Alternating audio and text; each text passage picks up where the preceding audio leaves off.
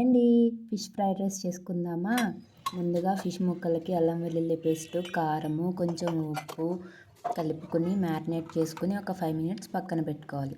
తర్వాత వీటిని pan fry చేసుకుని మనము ముళ్ళులన్నీ సపరేట్ చేసేసుకుని చిన్న చిన్న పీసెస్గా మనము పక్కన పెట్టుకోవాలి. తర్వాత కడాయి పెట్టుకుని కొంచెం ఆయిల్ వేసుకుని లైట్గా వీటిని ఫ్రై చేయాలండి. ఫ్రైడ్ రైస్లో కలిసిపోకుండా ముక్క దాన్ని ఉండడం కోసం. తర్వాత అదే ప్యాన్లో మనము ఎగ్స్ని కూడా స్క్రంబల్ చేసుకొని పక్కన పెట్టుకోవాలి. ఈ ఫ్రైడ్ రైస్ అనేది నేను మా బాబు కోసం చేస్తున్నానండి. అందుకే సాసెస్ మసాలాస్ ఏమీ వాడకుండా సింపుల్గా చేస్తున్నాను. బట్ ఇలా ఒకసారి మీరు ట్రై చేయండి, ఖచ్చితంగా డెఫినెట్గా ఈ టేస్ట్ నచ్చుతుంది.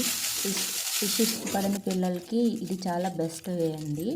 ఇలా సింపుల్గా చేసేసుకోవటమే. ఫ్రైడ్ రైస్ చాలా టేస్టీగా ఉంటుంది.